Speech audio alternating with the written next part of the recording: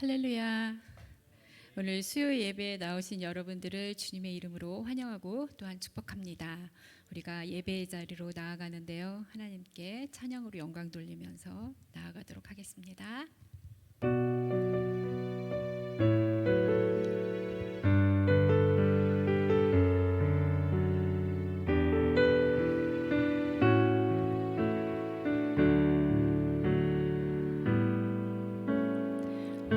화려하지 않아도 정결하게 사는 삶, 가진 것이 적어도 감사하며 사는 삶, 내게 주신 작은 힘 나눠주며 사는 삶, 이것이 나의 삶의 행복이라오. 우리 1절 다시 한번 합니다. 화려하지 않아도 정결하게 사는 삶, 가진 것이 적어도 감사하며 사는 삶, 내게 주신 작은 힘 나눠주며 사는 삶, 이것이 나의 삶의 행복이라오. 이것이 행복이라오.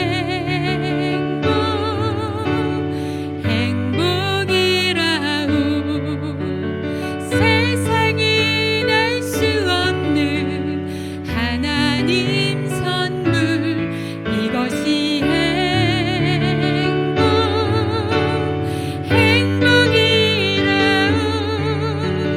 하나님의 자녀로 살아가는 것, 이것이 행복이라오. 눈물 날 일 많지만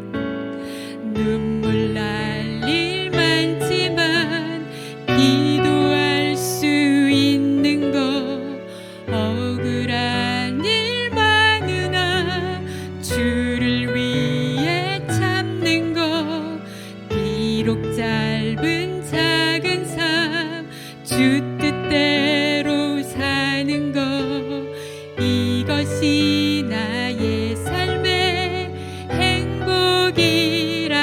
눈물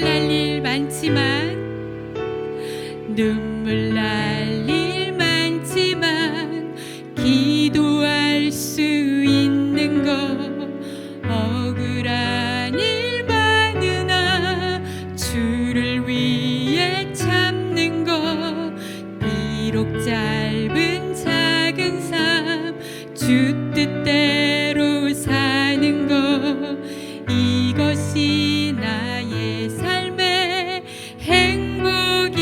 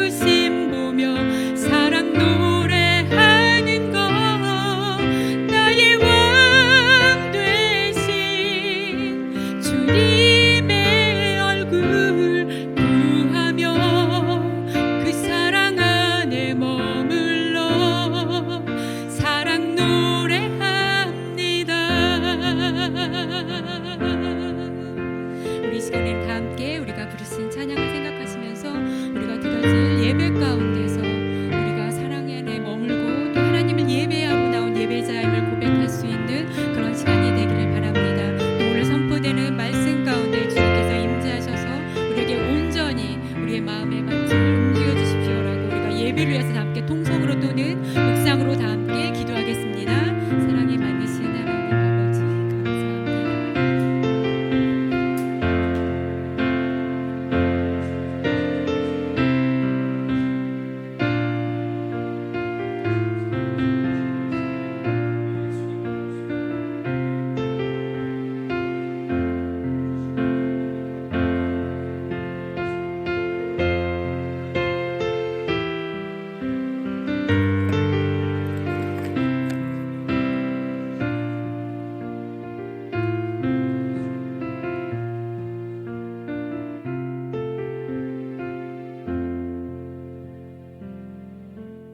바쁜 와중에도 우리의 마음과 생각을 하나님께 의지하여 오늘 이 시간 저녁에 나와 함께 예배드리는 사랑하는 우리 모든 에덴교회 성도님들, 하나님 이 마음을 받아주시고 이 예배 가운데 함께 해주셔서 오늘 이 시간 하나님의 말씀을 함께 나눌 때 주님의 말씀과 주님의 능력과 주님의 사랑이 온전하게 체험될 수 있는 이 시간 되게 하나님 허락하여 주시옵소서.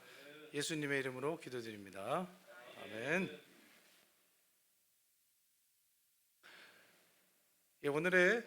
오늘 하나님께서 저에게 허락하신 말씀은 마태복음 5장 1절에서 9절 말씀입니다. 예수께서 무리를 보시고 산에 올라가 앉으시니 제자들이 나아온지라. 심령이 가난한 자는 복이 있나니 천국이 그들의 것이며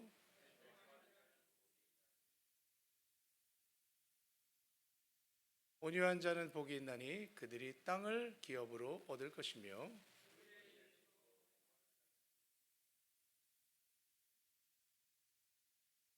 긍휼히 여기는 자는 복이 있나니 그들이 긍휼히 여김을 받을 것이며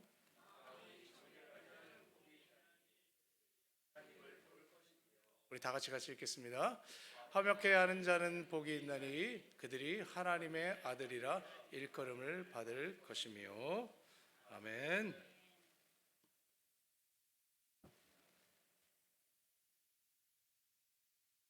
바쁜 월요일, 화요일 보내시느라 고생 많이 하셨죠? 우리 옆 사람, 앞 사람 한번 보면서 수고 많이 하셨습니다. 한번 인사하겠습니다. 수고 많이 하셨습니다.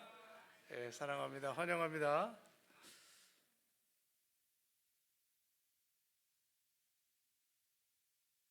은배조라는 작은 동네에 롤리 흘라흘라라는 이름을 가진 어린이가 있었습니다. 롤리 흘라흘라는 말썽꾸러기라는 뜻입니다. 말썽꾸러기. 그런데 이것이 그의 미래를 암시하는 듯한 이름이기도 했습니다.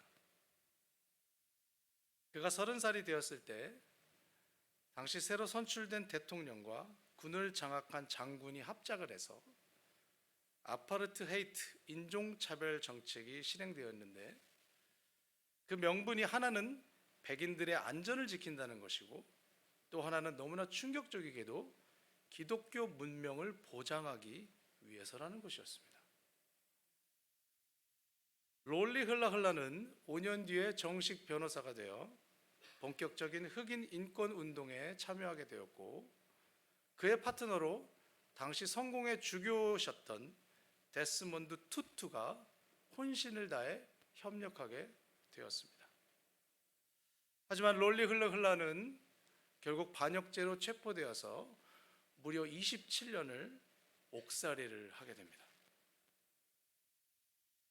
그가 감옥에서 23년째 보내고 있을 때 미국의 세계적인 재즈 아티스트 마일스 데이비스는 그의 50번째 정규 앨범을 준비하고 있었는데 그 앨범을 롤리 흘라흘라와 데스몬드 투투 주교에게 헌정합니다. 데스몬드 투투에게 헌정한 투투라는 곡을 앨범 타이틀이자 첫 곡으로 정했고 마지막 곡을 롤리 흘라흘라에게 헌정한 풀 넬슨이라는 곡으로 마무리했습니다. 넬슨 롤리 흘라흘라 만델라는 72세가 되어 감옥 창살을 나왔는데 그해 미국 의회 인종차별 지옥에서 남아프리카를 구하기 위한 연설을 하게 되었고 그 다음 해인 1991년 아파르트헤이트는 남아프리카 공화국에서 폐지되었습니다. 3년 뒤 넬슨 만델라는 남아프리카 공화국 최초의 흑인 대통령이 됩니다. 그런데 만델라는 취임 후에 인종차별 반대 운동을 했던 사람들을 화형시키거나 무자비하게 총살시켰던 그 사람들을 동일하게 엄벌로 처하지 않고 진실과 화해위원회를 설치해서 과거사를 조사했습니다. 이때 진실과 화해위원회에서 중요한 역할을 담당한 사람이 당연히 데스몬드 투투 주교였습니다. 위원회는 그 국가폭력 가해자들에게 용서의 기회를 제공해 주었는데 만약 그들이 진심으로 사죄를 하고 뉘우친다면 사면을 시켰습니다. 그리고 나서 그들의 경제적인 것도 챙겨주었습니다. 이렇게 롤리흘라흘라는 부조리와 부패와 인종차별에 맞서는 아름다운 말썽꾸러기가 되어서 그의 삶을 살다가 95세에 하나님의 품에 안기게 되었습니다. 오늘 예수님은 화평케 하는 자들에게는 하나님의 아들이라 불리는 복을 얻을 것이라고 말씀하셨습니다. 먼저 화평케 하는 것과 하나님의 아들이 되는 것 사이에 무슨 관계가 있는지 살펴보겠습니다. 이사야 9장 6절을 보면 우리는 그 답을 찾을 수 있습니다. 이는 한 아기가 우리에게 낳고 한 아들을 우리에게 주신 바 되었는데 그의 어깨에는 정사를 메었고 그의 이름은 기묘자 모사 전능하신 하나님 영존하시는 아버지 평강의 왕이라 할 것입니다. 이사야를 통해서 하나님은 앞으로 오게 될 메시아는 하나님의 아들이 되며 그는 평강의 왕이 될 것이라고 말합니다. 화평케 하는 자가 하나님의 아들이라고 불리게 되는 것은 바로 하나님의 아들 되신 예수님이 평강의 왕이 되심으로 이 세상에서 평화를 실천하는 사람들은 또 다른 작은 예수로서 하나님의 아들로 인정받게 되기 때문입니다. 화평케 하는 자로 번역된 헬라어 에이레노 포이오스라는 단어는 신약 성경에서 딱 여기에 한 번만 나옵니다. 그래서 이 의미를 알기 위해 다른 자료를 찾을 수가 없습니다. 그래서 예수님이 말씀하신 화평케 하는 자들이 과연 어떤 사람인지를 알기 위해서 마태복음 안에서 예수님께서 평화에 대해서, 화평에 대해서 말씀하신 중요한 부분을 함께 살펴보겠습니다. 마태복음 10장 34절, 35, 36절에 보면 예수님께서 내가 세상에 화평을 주러 온 줄로 생각하지 말라. 화평이 아니요 검을 주러 왔노라. 내가 온 것은 사람이 그 아버지와 딸이 어머니와 며느리가 시어머니와 불화하게 하려 함이니 사람의 원수가 자기 집안 식구리라 하셨습니다. 이 말씀을 글자 그대로 읽으면 예수님은 이 세상에 평화가 아니라 불화를 일으키러 오신 분인 것처럼 보입니다. 하지만 예수님이 하시는 말씀의 맥락은 예수님을 구주로 영접하는 사람들과 그렇지 않은 사람들 간에 발생하게 될 이 근본적인 차이로 인해서 사랑하는 가족들 사이에마저 불편한 관계가 생길 수 있다는 것입니다. 즉 그리스도인들이 예수가 나의 주님이시라고 고백하는 근본적인 세계관의 변화 때문에 불갑을 이 세상에서 그렇지 않은 사람들과 원치 않는 불편한 관계를 지속할 수밖에 없는 상황에 처하게 된다는 것입니다. 화평이 아니라 검을 준다는 것은 그만큼 예수님을 믿는 자들과 믿지 않는 사람들의 관계가 마치 칼로 찌르듯 가슴 아프게 단절될 것이라는 것을 뜻합니다. 그래서 37절과 38절에서 예수님은 아버지나 어머니를 나보다 더 사랑하는 자는 내게 합당하지 않고 아들이나 딸을 나보다 더 사랑하는 자도 내게 합당하지 아니하며 또 자기 십자가를 지고 나를 따르지 않는 자도 내게 합당하지 아니하다고 말합니다.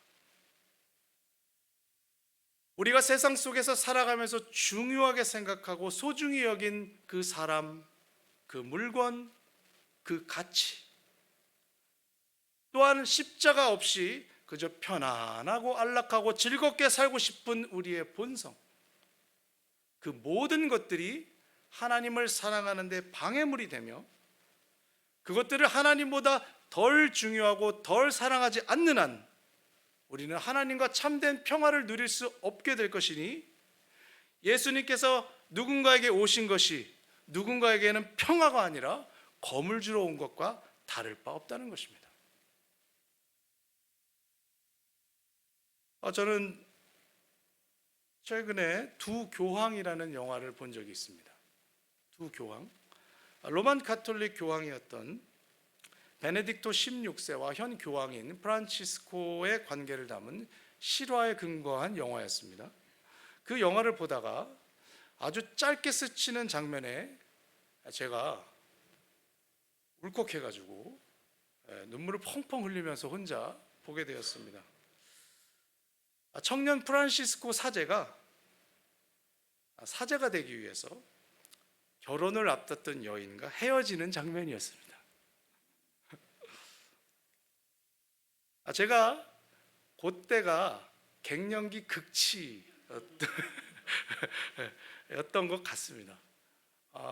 저는 제가 가을에 떨어지는 낙엽을 보고 시를 읊을 거라고 생각을 못했는데, 제가 그런 감성이 폭발할 그때가 그 정도였습니다. 그래서 저도 놀랐는데, 그런 영화, 잠깐 나온 영화를 보고도 이렇게 눈물을 쏘는 그런 시기였는데, 어쨌든 프란치스코가 사랑하는 여인의 마음을 갈기갈기 찢어놓고 그에게 나는 이제 사제가 되겠다고 말한 뒤 홀로 교회에 남아서 보이지 않는 하나님 앞에서 그 깊은 슬픔을 막 토로하면서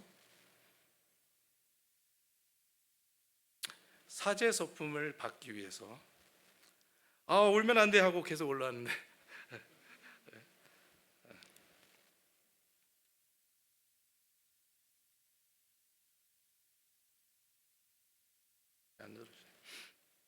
한편으로는 제 자신의 세속화된 부족한 모습을 많이 반성했고,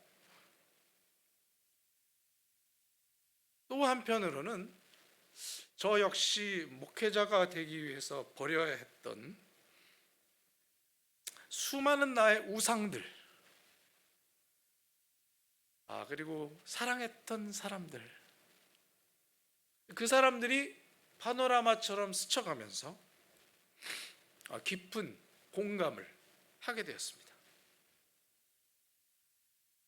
저는 지금 후회하지 않습니다. 근데 분명히 그 순간 그 사건에 큰 상처와 슬픔과 괴로움이라는 대가가 있었다는 것을 부정할 수 없습니다. 하나님 때문에 버릴 수밖에 없었던, 버려야만 했던 그것, 모든 것들,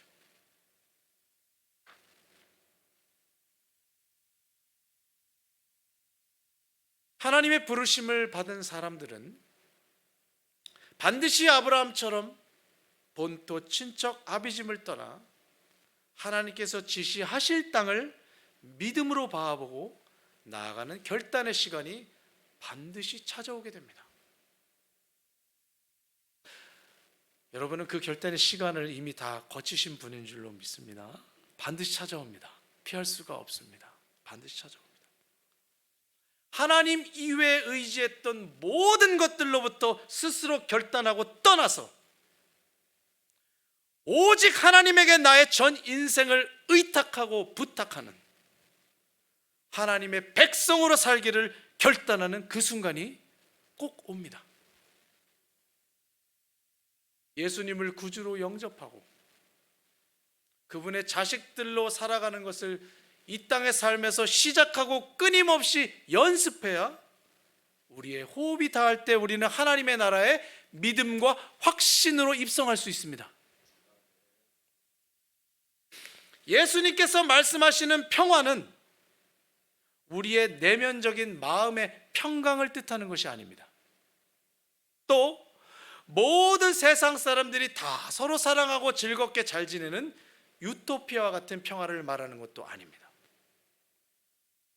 하나님에 대한 진실한 사랑 때문에 불가피하게 사람들과 분쟁과 불화까지 겪게 되고, 또 예수님이 하신 그 말씀 때문에 십자가까지 억지로 져야 하지만 하나님과 나 사이에 막힌 담이 무너지고 앞으로 누리게 될 완전한 하나님과의 평화를 이 세상에서 부분적으로나마 누릴 수 있게 되는 것이 바로 예수님이 말씀하시는 평화입니다.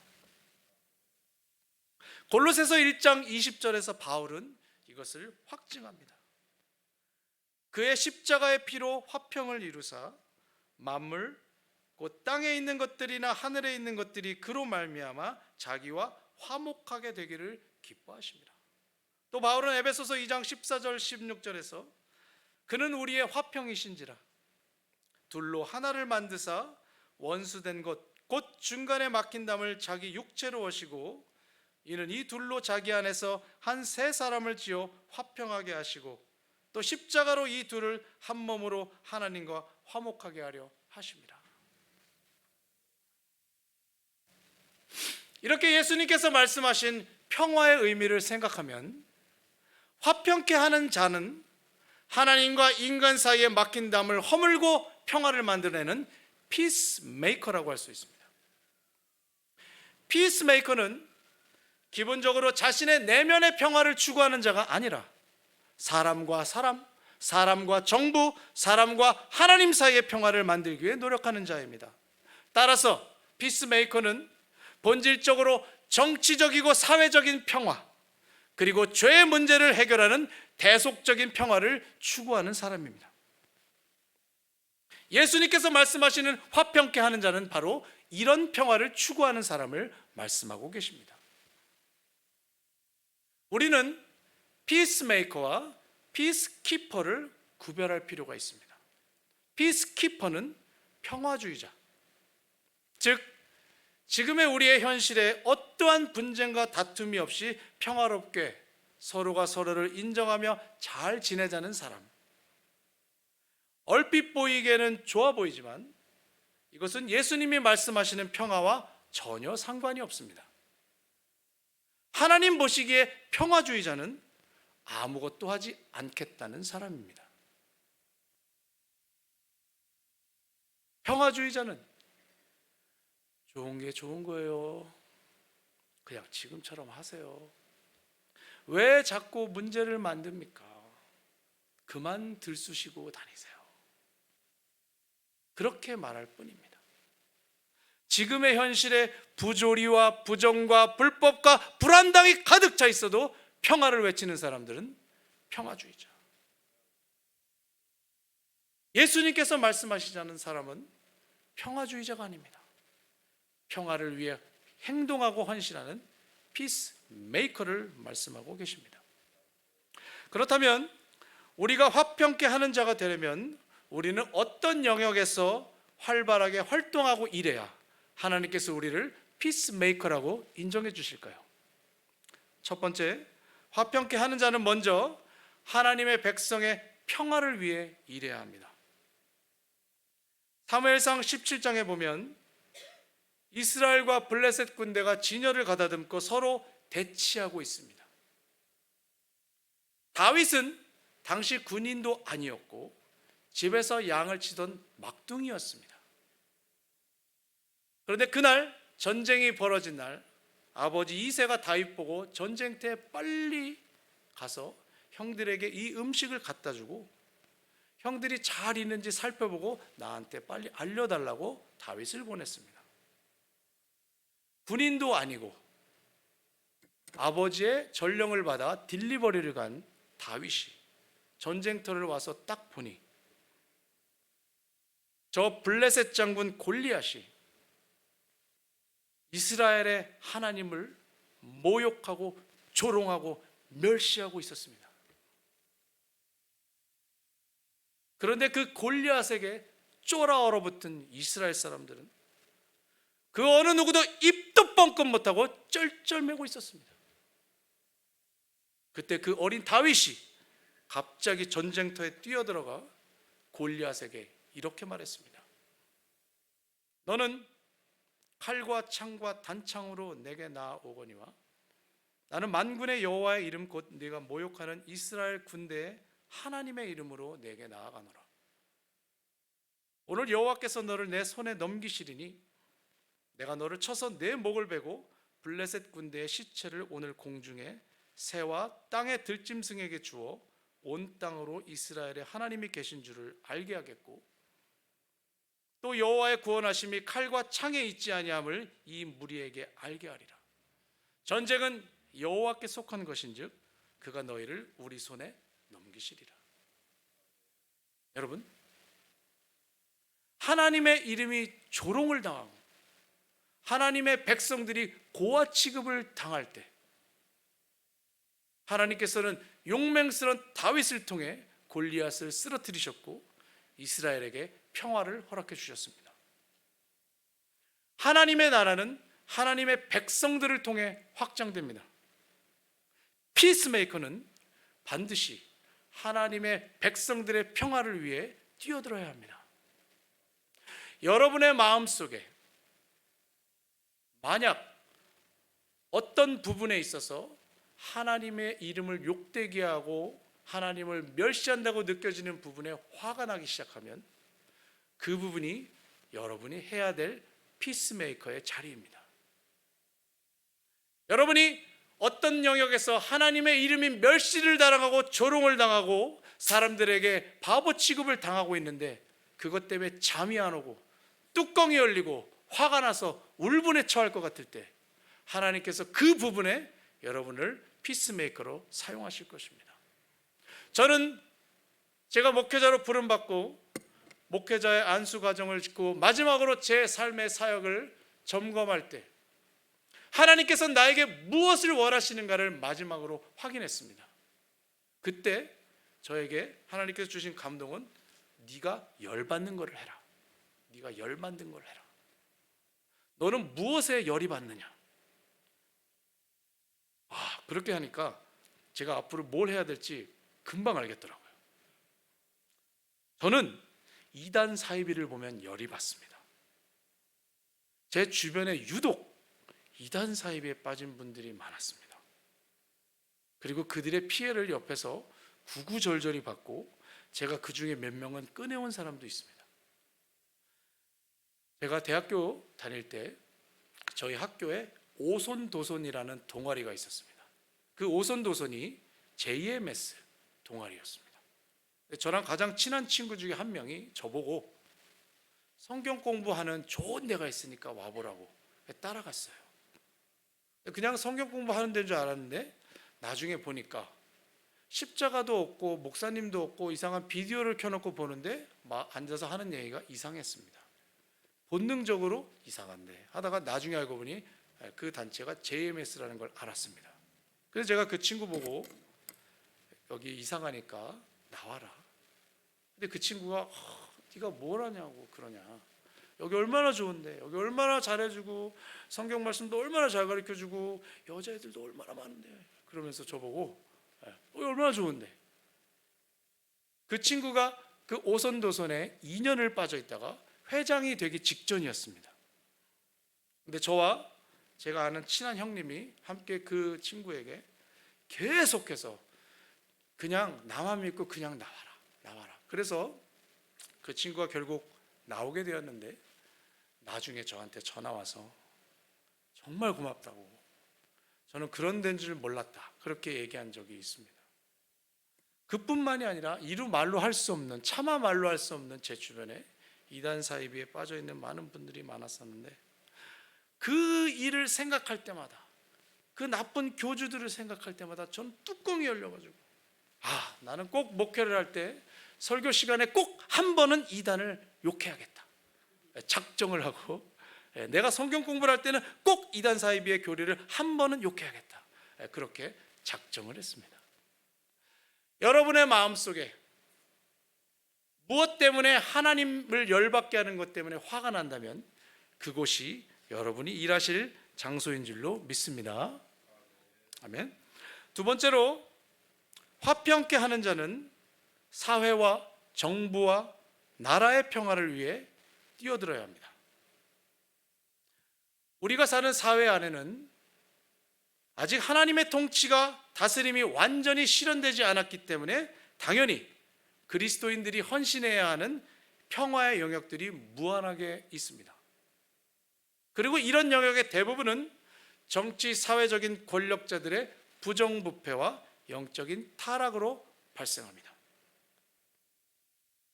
이 사회 안에서 하나님의 나라를 확장시키고 사람과 사람 사이의 평화를 추구하기 위해서 피스메이커는 불갑을 지배계층과 권력자들과 다투고 투쟁해야 하는 상황이 반드시 찾아옵니다. 그런데 사회와 나라와 문화 속에서 투쟁해야 하는 피스메이커들을 향하여 사도 바울은 가이드라인을 우리에게 제시합니다. 첫 번째, 바울은 피스메이커는 먼저 정부와 권력자들에게 복종하라고 가르칩니다. 로마서 13장 1절에서 2절에서 바울은 이렇게 말합니다. 각 사람은 위에 있는 권세들에게 복종하라. 권세는 하나님으로부터 나지 않은 것이 없나니 모든 권세는 다 하나님께서 정하신 바라. 그러므로 권세를 거스르는 자는 하나님의 명을 거스름이니 거스리는 자들은 심판을 자취하리라 라고 말합니다.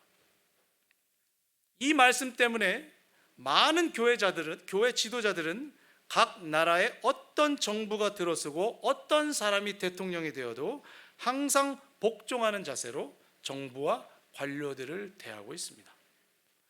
바울이 이런 가르침을 전한 것은 먼저 기본적으로 하나님께서 나라를 세우시고 그 나라를 통치하기 위한 지도자를 세우는 모든 과정에 하나님이 간섭하시고 하나님의 섭리 가운데, 하나님의 뜻 가운데 하나님이 그 배후에 있다고 믿었기 때문일 것입니다. 바울이 발견하게 된 하나님은 교회 안에만 있던 하나님이 아니라 교회 밖과 우주 만물의 모든 것을 다스리시는 하나님이었습니다. 바울은 그것을 잘 알고 있습니다. 따라서 그러한 사회와 정치의 권력자들에게 도전하는 것은 하나님의 명을 거슬려 심판을 받게 될 것이라고까지 그는 말한 것입니다. 그리고 바울은 계속해서 3절과 4절에서 그리스도인들에게 이렇게 말합니다. 선을 행하라. 그리하면 그에게 칭찬을 받으리라. 그는 하나님의 사자가 되어 네게 선을 베푸는 자니라. 그러나 네가 악을 행하거든 두려워하라. 그가 공연히 칼을 가지지 아니하였으니 곧 하나님의 사역자가 되어 악을 행하는 자에게 진노하심을 따라 보응하는 자니라 라고 말합니다. 바울은 심지어 로마 정부와 권력자들을 하나님의 사역자라고 부르고 그리스도인들은 선한 행위로 그들에게 복종할 것을 요구했습니다. 여러분, 어떻게 로마 정부를 하나님의 사역자로 부를 수 있습니까? 바울이 로마의 권력과 통치자들을 하나님의 사역자로 부른 첫 번째 이유는 바울은 나쁜 정부가 무정부보다는 낫다고 생각했기 때문일 것입니다. 비록 로마 제국이 문제가 있고 교회가 그 제국 안에서 고통을 당하고 있어도 바울은 제국과 정부가 이런 조직을 통해 권세를 갖고 있는 것이 무정부 상태의 극도한 혼란보다는 낫다고 본 것입니다. 두 번째로 바울은 현재 로마 제국의 상황을 선교적인 관점으로 보고 있습니다.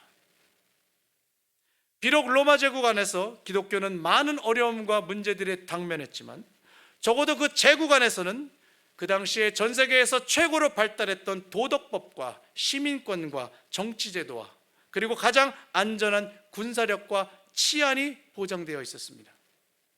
그 결과 로마 제국의 언어와 문화를 통해서 복음은 급속도로 전 세계에 퍼져나갈 수 있게 되었습니다. 선교적인 관점에서 바울은 이 로마 제국이야말로 하나님의 사역자로 부를 만큼 중차대한 역할을 하고 있었던 것으로 본 것입니다. 바울은 사실 이것을 직접 경험한 적이 있습니다. 바울은 오래전부터 로마에 올라가서 로마 총독 앞에서 복음을 담대히 전하기를 원했습니다. 그는 죽을 것을 이미 각오했습니다. 그는 결국 로마로 가게 되었는데, 사실 그가 로마로 이동하는 것 자체가 엄청난 희생과 고난이 필요했습니다. 가는 길 자체가 쉽지 않았고 가다가 죽을 수 있는 일이 비일비재했습니다. 하지만 그는 로마의 시민권을 사용해서 체포당하고 병정들의 호의를 바르며 로마로 이송됩니다. 그는 잡혀갔습니다. 하지만 바울은 잡혀가는 것이 아니라 하나님의 은총으로 가장 안전하고 가장 빠른 방법으로 로마에 가서 복음을 전하러 간다고 생각했을 것입니다. 그렇다면 사도 바울은 사회 속에서 실천해야 하는 하나님의 평화를 위해서 우리는 그저 권력자들에게 복종만 하고 방관자처럼 살아야 한다고 말할까요? 그렇지 않습니다. 여러분 3절과 4절을 보십시오. 바울은 그리스도인은 폭력과 저항이 아니라 선을 행하는 것으로 정부와 사회 속에서 칭찬을 받는 방식을 취하라고 말합니다. 로마 병정들이 예수님을 잡으러 왔을 때 베드로가 로마 병사 말고의 귀를 칼로 잘랐습니다. 그때 예수님께서 하신 말이 칼로 흥한 자는 칼로 망한다 였습니다. 당시 유대 사회는 로마의 지배를 벗어나기 위해서 폭력과 전쟁으로 맞서 싸워야 된다는 열심당원들이 있었습니다. 실제로 유대인 저술가인 요세푸스에 의하면 예수님이 승천하신 후에 유대 지역에서 로마 역사상 최고의 반란이 일어났습니다. 2년 동안 로마 정부는 베스파시누스 장관과 그의 아들 티투스를 보내서 유대 마을을 무참히 학살합니다. 그때 그 당시 반란에 참여했던 유대인들은 죽기를 각오하고 죽을 때까지 싸웠습니다. 그 결과 전원 학살당했습니다. 화평케 하는 자는 복이 있다는 예수님의 말씀과 칼로 흥한 자는 칼로 망한다는 예수님의 말씀과 바울의 이 복종하라는 가르침을 거슬린 자들의 비참한 최후는 전원 학살이었습니다. 게다가 베스파시아누스와 티투스는 차례로 로마 황제로 등극합니다. 반란에 참여했던 사람들과 그 유대인 가족들에게는 얼마나 분통이 터지는 일이 되겠습니까? 분명히 로마 정부는 성경적인 가르침에 부합할 수 없는 여러 가지 악행과 악덕들이 있었습니다. 바울도 그것을 잘 알고 있었고 로마서에도 여러 가지가 기록되어 있습니다. 하지만 로마 시대 때 초대교회 교인들은 투표권이나 어떤 정치적인 영향력도 없었지만 로마 정부의 권위자들을 위해 기도했고 복종했고 경건한 삶을 통해 복음을 전했습니다. 신약 성경에 기록된 내용 중에 초대교회 안에서 주동된 폭력적인 저항과 반란은 없었습니다. 여러분, 그렇다면 우리는 화평케 하는 피스메이커가 되기 위해서 정치 권력과 사회에 선을 행하고 악을 행하지 않는 것, 그것 이외에 이제 우리는 아무것도 할 수 없을까요? 바울은 앞서 말한 모든 것에 예외가 있을 것을 암시했습니다. 복종에 예외가 있을 수 있습니다. 바울이 정치 권력과 권세자들을 하나님께서 허락한 것으로 보고 로마 정부를 하나님의 사역자로 보게 된 결정적 이유는 그들이 하나님의 나라가 확장되고 복음이 전파되는데 중요한 역할을 하고 있다는 그의 선교적인 판단 때문입니다. 놀랍게도 로마 제국은 콘스탄티누스 대제를 통해 기독교를 국교로 제정합니다. 바울의 판단이 옳았습니다.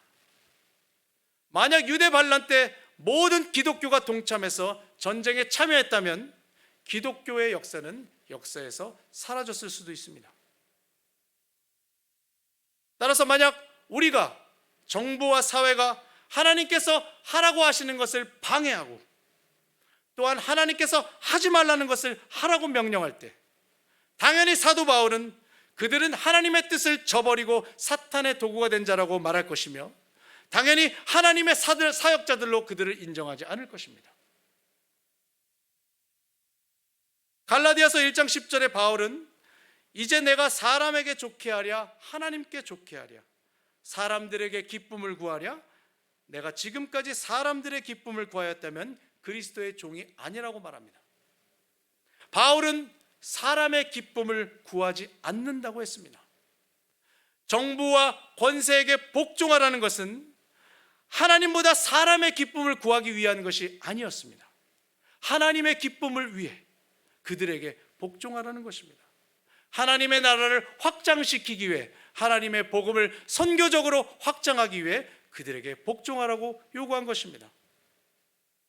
또 바울은 갈라디아서 5장 22절 23절에서 오직 성령의 열매는 사랑과 희락과 화평과 오래 참음과 자비와 양선과 충성과 온유와 절제니 이 같은 것을 금지할 법이 없다고 말합니다. 성령의 열매로 맺어지는 성도의 삶은 이 세상에 제정된 법이 절대로 유죄 선고를 내릴 하등의 이유가 없는 상향 평준화된 인간의 고귀한 모습들임을 바울은 분명히 말합니다.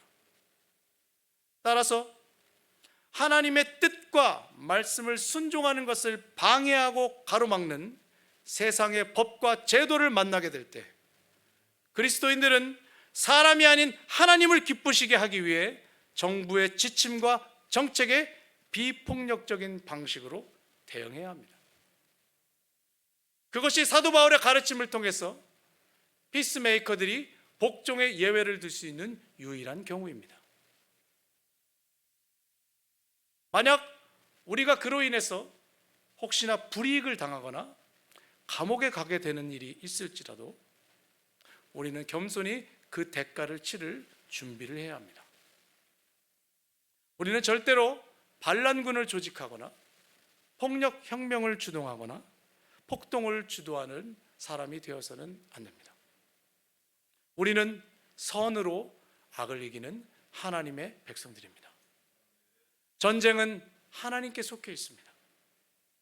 인류 역사 배후에 보이지 않게 움직이시는 하나님의 거대한 손이 있음을 믿고 우리는 그렇게 하는 것입니다. 이제 마지막으로 하나님의 아들이 된다는 뜻을 살펴보겠습니다. 하나님의 아들로 화평케 하는 자는 하나님의 아들로 불려진다고 했는데, 첫째로 하나님의 아들이 된다는 것은 하나님 아버지의 성품을 공유한 자로 인정받는다는 뜻입니다. 아버지의 성품을 그대로 공유한 자. 태초부터 하나님은 자신의 형상과 모양으로 인간을 창조하셨습니다.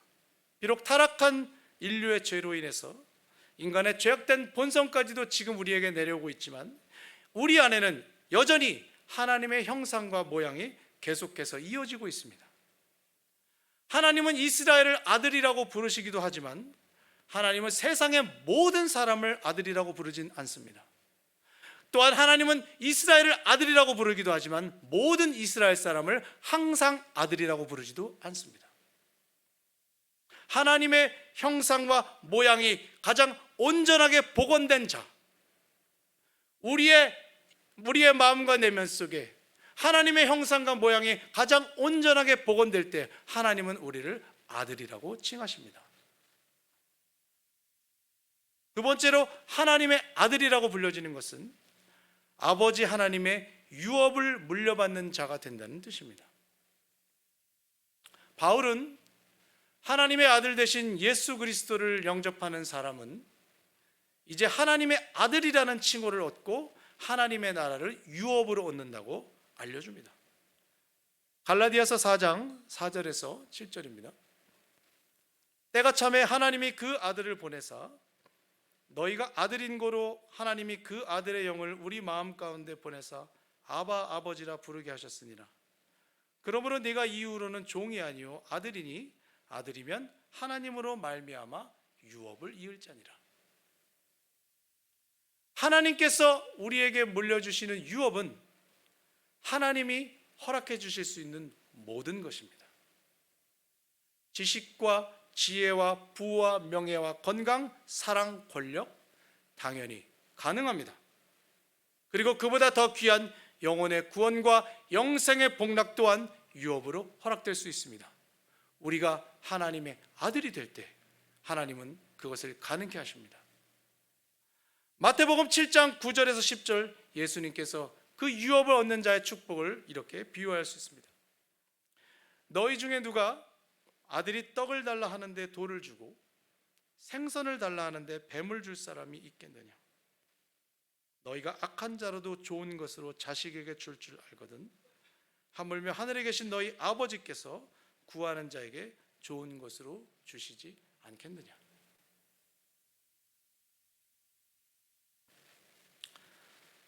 9살밖에 안 된 제 딸 아이가 무엇인가 문제가 있어서 하루 종일 방에서 울고 있는 모습을 보고 저도 하루 종일, 아니 일주일 내내 마음이 불편해서 이 아이에게 도대체 무엇을 해줘야 될까?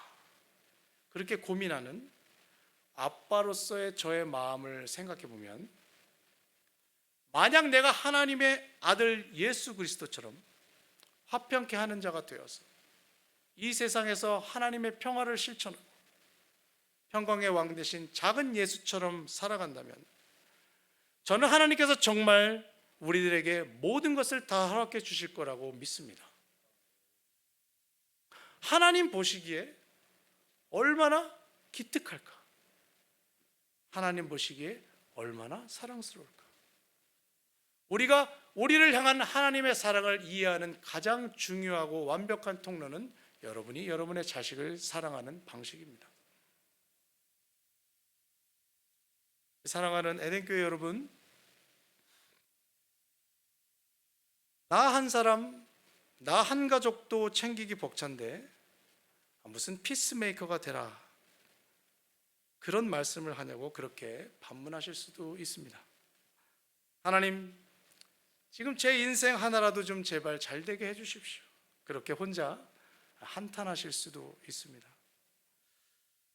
괜찮습니다. 우리의 마음속에 평강이 없이 어찌 우리가 다른 사람과 사회를 위한 평화를 논할 수 있겠습니까? 주님이 여러분의 그 마음을 다 이해하고 위로해 주시리라 믿습니다.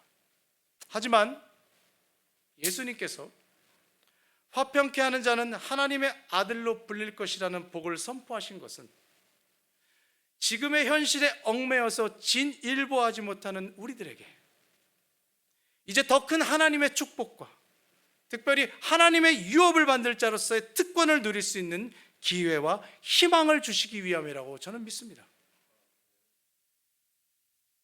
심령이 가난해져서 하나님의 통치를 받게 되고 애통하여 하늘의 위로를 받고 온유한 자가 되어서 영원한 땅에 들어가게 되며 의에 줄이고 목마른 자가 되어 영의 영식을 받고 긍휼히 여기는 자가 되어 하늘의 긍휼을 받게 되고 이제 마음이 청결한 자가 되어 하나님을 보게 될 정도가 될 때 하나님께서는 여러분에게 거의 다 왔다, 거의 다 왔다, almost here, 그렇게 말씀하실 것이라 믿습니다.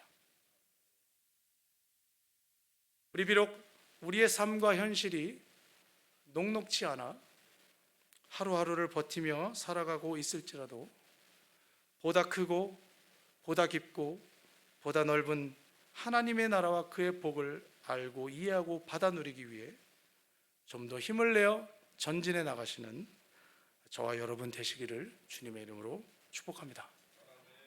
우리 다 같이 힘차게 찬양하겠습니다.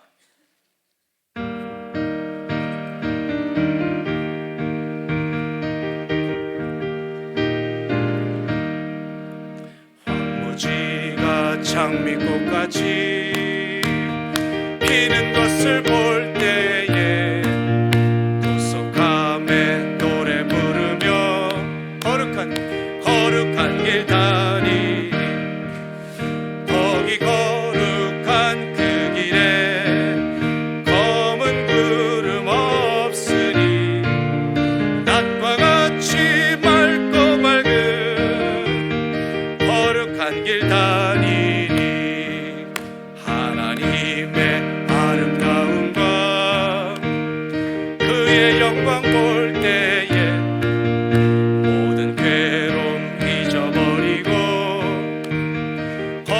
거룩한 길 다니리 거기 거룩한 그 길에 검은 구름 없으니 낮과 같이 밝고 맑은 거룩한 길 다니 마른 말에 마른 땅에 샘물 터지고 사막의 물을 흐를 때 기쁨으로 찬송 부르며 거룩한 길 다니리 거기 거룩한 그 길에 검은 구름 없으니 낮과 같이 밝고 맑은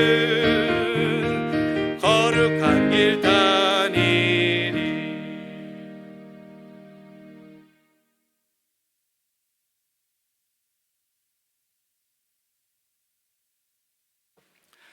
하나님 귀한 물질을 하나님께 올려드립니다. 우리의 모든 것을 하나님께 드릴 수 있는 자가 될 수 있도록 우리의 물질이 기쁨과 감사의 물질이 될 수 있도록 하나님 우리의 마음과 생각을 평안하게 열어주시기를 간절히 원합니다. 물질이 드려지고 쓰여지는 곳곳마다 하나님의 나라가 확장되는 귀한 사역의 열매가 맺히기를 간절히 원합니다. 예수님의 이름으로 기도드립니다. 아멘.